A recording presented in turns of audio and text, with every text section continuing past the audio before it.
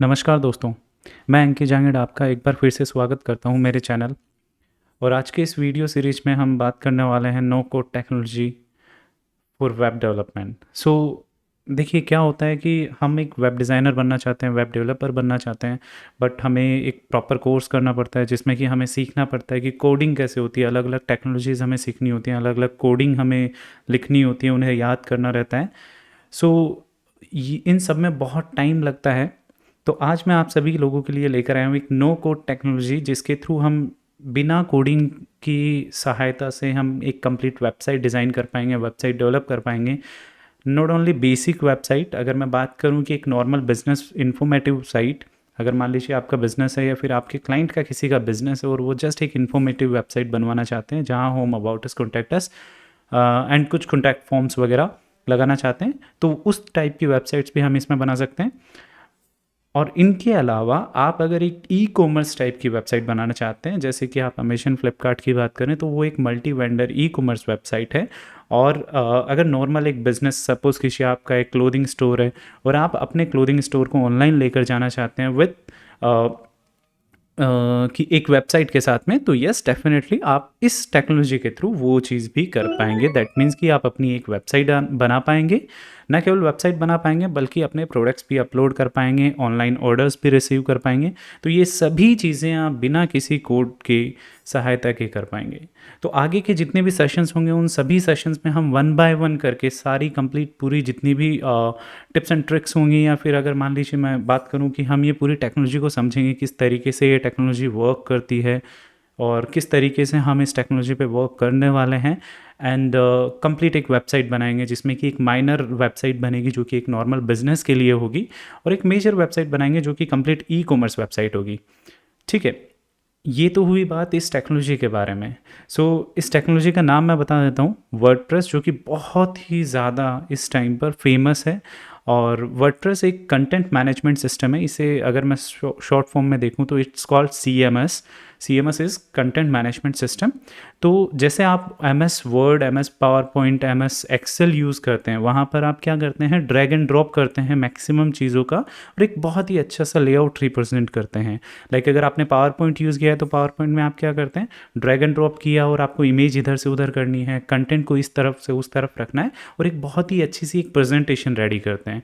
In the same way आप ये जो टेक्नोलॉजी यूज़ करने वाले हो वर्डप्रेस, उसमें भी बहुत सारी like you will get almost 95% of drag and drop functionality, जहाँ पे कि आपको ड्रैग एंड ड्रॉप करना है और आपका कंप्लीट पेज डिज़ाइन होके आ जाएगा। ठीक है, इसीलिए इसको कंटेंट मैनेजमेंट सिस्टम कहा जाता है। इट एक्चुअली हेल्प्स अस कि हम उस कंटेंट को मैनेज कर सकें और एक बहुत ही अच्छे से रिप्रेजेंटेबल फॉर्म में हम उसे शोकेस कर सकें। ठीक है, इस वर्डप्रेस टेक्नोलॉजी को अगर अपने सिस्टम में इंस्टॉल करना है तो उसके लिए हमें बेसिकली कुछ प्लेटफॉर्म्स हमें पहले इंस्टॉल करने होंगे। अगर मैं इसकी प्लेटफॉर्म की बहुत ही सिंपल तरीके से बात करूं तो देखिए, इस कंप्यूटर को नहीं पता कि वर्डप्रेस क्या चीज़ है, तो पहले हमें सबसे पहले वर्डप्रेस के बारे में इस कंप्यूटर को बताना पड़ेगा। तो जो सॉफ्टवेयर मान लीजिए या जो सर्वर मान लीजिए, सॉफ्टवेयर जो इस कंप्यूटर को ये बताता है कि वर्डप्रेस क्या चीज़ है, तो उस सॉफ्टवेयर का नाम है XAMPP, जैम्प। ओके, इसे हम सर्वर भी कहते हैं, साधारण भाषा में ये जैम्प सर्वर होता है, जो कि एक फंक्शनलिटी हमें प्रोवाइड करता है या एक फैसिलिटी हमें प्रोवाइड करता है जिससे कि हम हमारी वर्डप्रेस की जितने भी फाइल्स होती हैं, वर्डप्रेस की जो भी वेबसाइट्स होती है, उसे हम लोकल अपने कंप्यूटर पे रन कर सकते हैं। हम देख सकते हैं कि हमारी वेबसाइट किस तरीके से डिज़ाइन होगी, इवन हम डिज़ाइन भी कर सकते हैं। एंड हम A to Z सारी चीज़ें हमारे खुद के लोकल सिस्टम पे कर पाएंगे बिना इंटरनेट की हेल्प के। बस आपको ये सॉफ्टवेयर इंस्टॉल करना है और कुछ और सपोर्टिंग फाइल्स इंस्टॉल करनी है, वो वन बाय वन करके मैं आपको आगे के लेक्चर्स में सारी चीज़ें बताऊंगा। ठीक है, तो अगर जैम्प सर्वर आपको डाउनलोड करना है तो आप गूगल पे जाएंगे और सिंपली आप टाइप करेंगे जैम्प डाउनलोड। ओके, जो सबसे फर्स्ट वेबसाइट आएगी apache-friends.org, इसी वेबसाइट पे आप डाउनलोड जैम्प पे क्लिक करेंगे। तो ये जो जैम्प है, it's a product of Apache.